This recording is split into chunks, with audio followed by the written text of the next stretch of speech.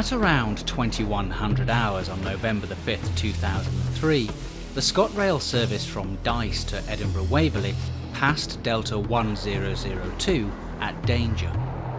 The signal protects Broughty Ferry level crossing, and the barriers were raised. The train passed over the crossing at between 60 and 70 miles an hour.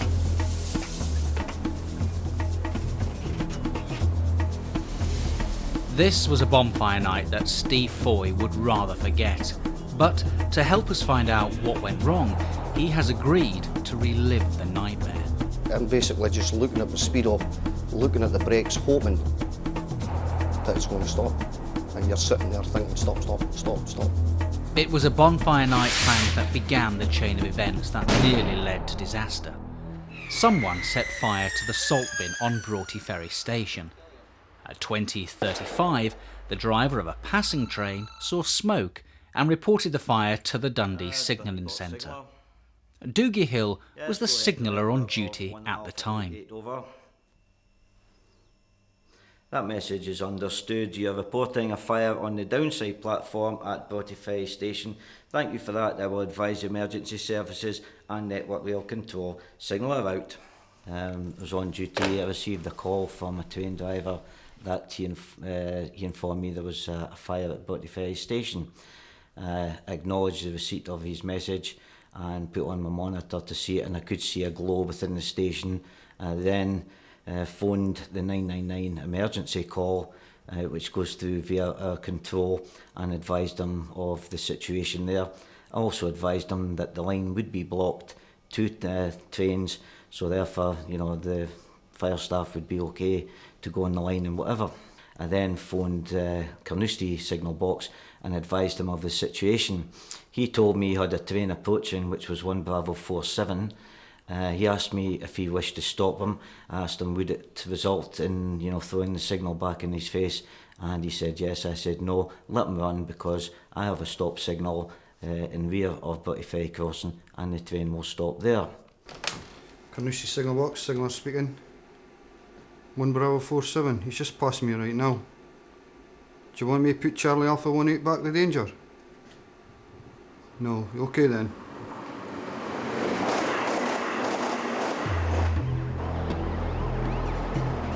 As the fire brigade arrived to tackle the fire at Broughty Ferry, the train was passing through Balmossy station at 90 miles an hour.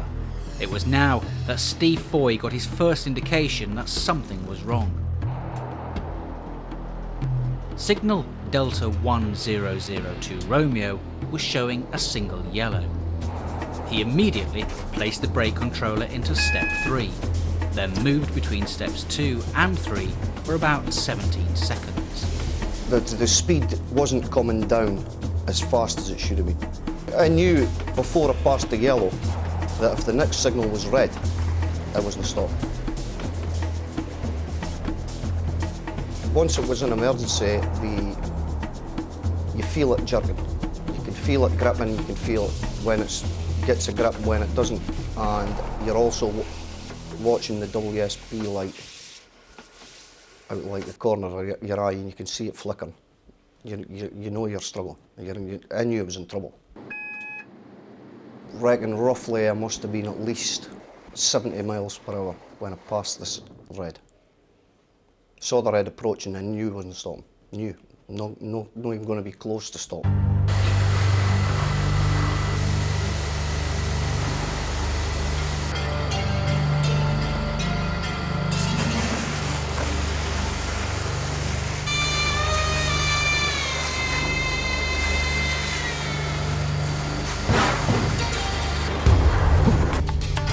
Jesus. Look, I'm going to have to go here. The 1 Bravo 47 has just spaded right through Broughty Ferry station.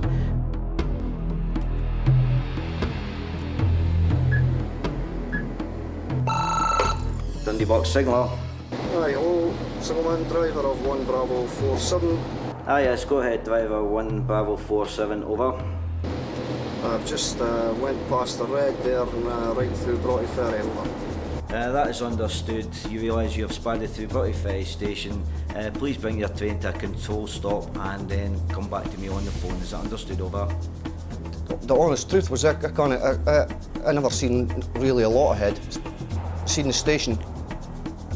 I never seen the gates up, never seen fire engines, anything like that. I'm basically just looking at the speedo, looking at the brakes, hoping that it's going to stop. And you're sitting there thinking, stop, stop, stop, stop. It does puzzle me that I never blew the horn, but at the time you're maybe thinking of other things. And everything happens that quick. Even though they say you might have been skidding for 90 seconds, to you it feels like a second. You're just sitting, hoping to stop as quick as you can. Even though there's nothing you can do. You're just sitting there hoping. It never entered it never even entered, I never even thought about the gates or the barriers or anything. Steve's train had overrun the danger signal by 1,710 yards. The Dundee DTM, Roy McCartney, was informed of the SPAD and made his way to the train. I drove the car down to Broughty Ferry, which is about 300-400 yards from the actual signal, and I started to walk towards the signal where I expected the train to be, and it was actually one of Network Rail's staff said, "You're going the wrong way, it's about a mile that way," which I found quite surprising. It was nearly 2 miles the train had moved from when the driver had initially put the brake on until where he stopped, which was shocking, really. All right, Matt. How you doing? All right. A bit of problem there, eh? How you feeling? You all right? Fine, Matt. Good. Well, what's happening here is I've got to take the train to Dundee, and we'll have a chat in Dundee about what happened rather than do that here. I was surprised the length of overrun, certainly, but it is an area that's known to most of drivers that work that line. As a line, it's an area that's quite bad, really, for adhesion, and extra care has to be taken. The distance signal is situated between two bridges on a left-hand bend, which had some trees near the distance signal, and you get roughly about 8 seconds sighting distance of the signal at 90 miles an hour. Steve did react well. He put the brake on before he actually went over the AWS, but the trees were obscuring it a wee bit. In between the distance signal and the stop signal, it's an area that had a disused railway line round it that went up towards Forfar, so it's sheltered, and there's a lot of leaves around the place, and this was a major contributory factor. It was a damp night, and there was a lot of leaves, and basically it was a skating rink. What we did ascertain on the evening of the 5th of November was that there was a slight, very slight contamination out towards Delta 1002R, but that was the only place that we observed any contamination of the track to the naked eye. There was no moisture attached to the track that evening at all. It was a very pleasant evening, very dry, the railhead was dry, but there was a small leaf contamination found out by Delta 1002R, which was confirmed by the swabs. The honest truth was I was glad I was on a 170, because a 170 is recorded. There's a recorder on it, and that told the truth. They can't lie. We've taught people to put the brake into a certain step and allow the WSP to work, because it's microprocessor controlled. It's far quicker than a human being to do it. It can operate it, and that's the right way to drive. But it does concern me slightly that a driver can put the brake on before the AWS of the distance signal. The train locks up and it takes 2 miles to stop. You know, it does concern me quite a bit. There's a particularly bad SPAD, this one. Both what could have happened and the fact that the driver couldn't have done anything else. There had been several reports of poor adhesion at Balmossy. Only that very day, on November the 5th, a driver passing Balmossy at 7:30 in the morning had reported poor adhesion. In the cold light of day, with the benefit of 2020 hindsight, what could have been done to prevent this near disaster? I wished that I'd put the barriers down, but again, it's a judgment call. From the position of the monitor and the lights at Broughty Ferry station, I couldn't ascertain how bad the fire was and where the fire brigade needed to get in from. And if they had to contact me to raise the barriers to get in. That may have been valuable time wasted and possibly the whole station going up in flames. I don't know. It's a judgment call you make. We only have 2 areas on the lines that my drivers work from Dundee over that are listed as areas of poor adhesion in the sectional appendix. The formal investigation of this incident concluded that the immediate cause of the SPAD was rail contamination and significantly reduced levels of adhesion.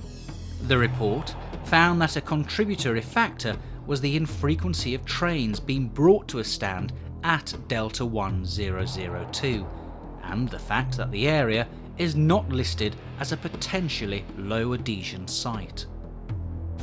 It stressed the need to carry out full and proper inspection of the rail conditions after every report of low adhesion, and the importance of signallers requesting controlled test stops as specified in the rulebook. The SPAD at Broughty Ferry could easily have resulted in a major accident. Let's make sure it doesn't happen again.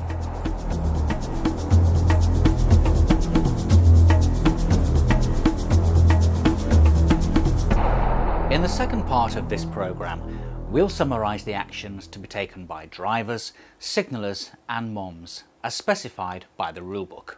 Let's begin with drivers. If as a driver you encounter low rail adhesion and have difficulty stopping, report the location to the signaller without delay.